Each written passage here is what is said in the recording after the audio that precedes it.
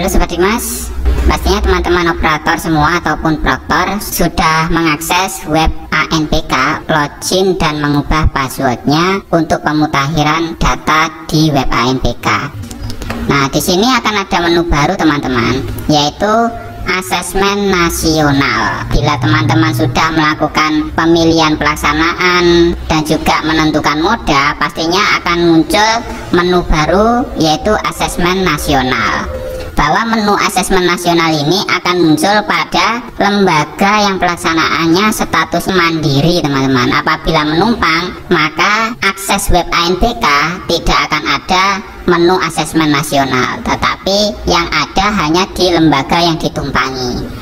Dan di sana teman-teman wajib berkoordinasi untuk pengaturan sesi, terutamanya setiap peserta didiknya, dan juga kepemilikan Sarpras yaitu server apabila modanya moda semi online.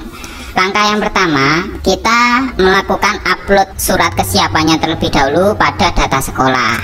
Nah, di sini kita masuk pada surat kesiapan, kita klik saja, kita pilih upload. Sediakan scan bentuk JPG ya teman-teman, atau PNG.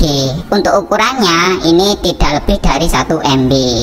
Untuk PDF bagaimana? Untuk PDF saya sarankan di convert saja menjadi JPG ataupun PNG supaya nanti bisa terbaca oleh sistem.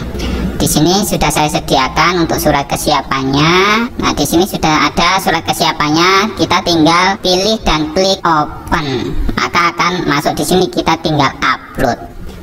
Nah, file sudah berhasil diupload. Kita klik OK. Untuk mengeceknya, teman-teman bisa lihat gambar di sini ya. Nah, maka akan ada hasil uploadan surat kesiapan kita.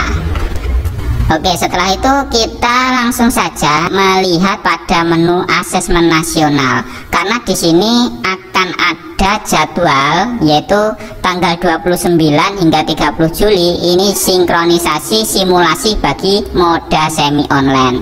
Bagi teman-teman yang sudah muncul menu asesmen nasional, bisa langsung tambahkan fakta integritas di sini. Kita bisa menambahkan di sini ya. Ada menu tambah, ada fakta integritas, ada gambar. Nah, di sini kita bisa klik tambah. Nanti di sini teman-teman bisa masukkan nama dan juga pilih tugasnya. Bisa penanggung jawab, proktor, teknisi ataupun pengawas. Kita bisa masukkan saja sebagai contoh. Kita masukkan terlebih dahulu adalah penanggung jawab.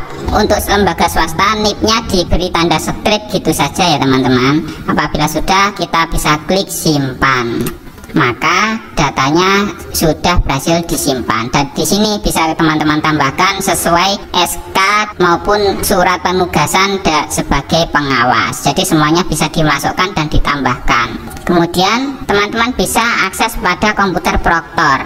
Nah, di sini kita bisa menambahkan komputer proktor teman-teman dengan klik menu tambah. Di sini kita bisa pilih pesertanya terlebih dahulu. Kita SMP MTS, kita bisa klik tambah. Jadi bagi lembaga yang ditumpangi, baik lembaga SMP ataupun SMA yang ditumpangi lembaga lain, teman-teman wajib memilih pesertanya terlebih dahulu di sini. Jadi teman-teman apabila ingin menambahkan proktor untuk SMP, bisa klik SMP-nya. Apabila teman-teman dari SMA ditumpangi lembaga SMA, bisa nanti pilih daftarnya SMA ataupun SMK ataupun lembaga yang ditumpangi pendidikan kesetaraan, nanti bisa dipilih untuk menambahkan servernya. Seperti itu ya teman-teman. Kita pilih saja SMP MTS, kita klik tambah, kita masukkan jumlah kliennya yang kita miliki, pilih ruangannya, pilih ruangan 1. Di sini kita bisa beri nama lab 1 gitu saja, kita klik simpan. Maka data sudah berhasil disimpan. Jadi seperti ini ya teman-teman untuk cara menambah komputer proktor. Kemudian untuk lembaga yang ditumpangi, kita bisa tambahkan juga. Kita bisa pilih paket C karena yang terdekat ini adalah paket C. Kita tambahkan ID proktornya, masukkan jumlah kliennya sama, kita pilih ruangannya sama, dan kita juga masukkan nama ruangnya. Apabila teman-teman di sini ruangannya ada 2, maka nanti bisa dipilih 2 ruang. Apabila hanya punya 1 lab, maka 1 lab saja. Seperti itu ya teman-teman. Kemudian kita pilih simpan, maka data sudah berhasil disimpan. Jadi seperti ini ya teman-teman untuk lembaga SMA ataupun SMP yang ditumpangi oleh lembaga lain. Jadi nanti ada 2 server ya teman-teman. Nah, di sini saya punya cara tanya teman-teman supaya lebih paham.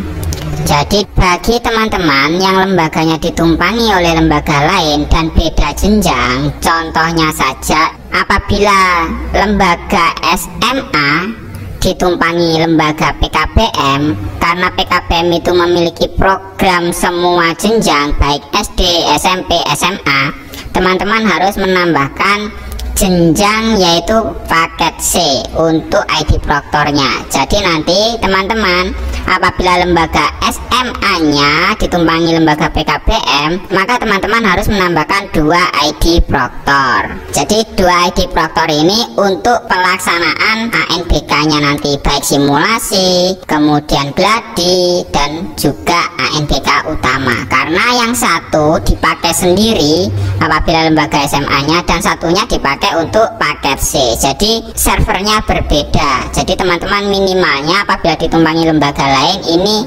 memiliki 2 server.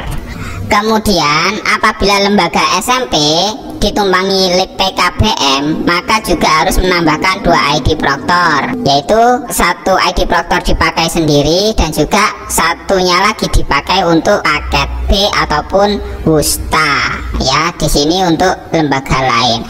Apabila lembaga SMP ditumpangi MTS, maka cukup 1 ID proktor saja karena ini jenjangnya sama teman-teman dan pilihannya sama. Contohnya ini SMP MTS, ini bisa 1 ID proktor tetapi berbeda dengan kesetaraan paket, maka teman-teman harus menambahkan kesetaraan paketnya supaya nanti bisa mengatur sesinya sesuai ID proktornya.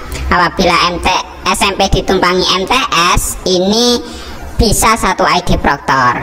Seperti itu ya teman-teman. Intinya bagi teman-teman apabila nanti contohnya ini saya lembaga SMP ditumpangi PKBM, maka di sini saya hanya bisa menambahkan untuk ID proktor saya sendiri, dan juga untuk PKBM yang terdekat adalah paket C karena ini adalah bersamaan ya teman-teman untuk kegiatannya. PKBM ini punya program paket A, paket B, paket C.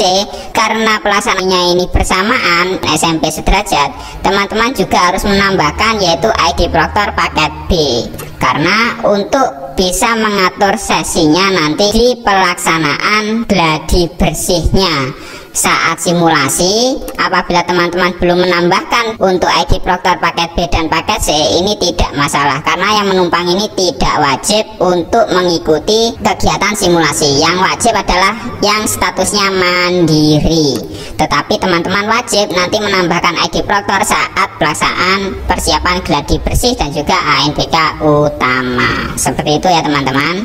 Oke, semoga teman-teman paham apa yang saya jelaskan di sini.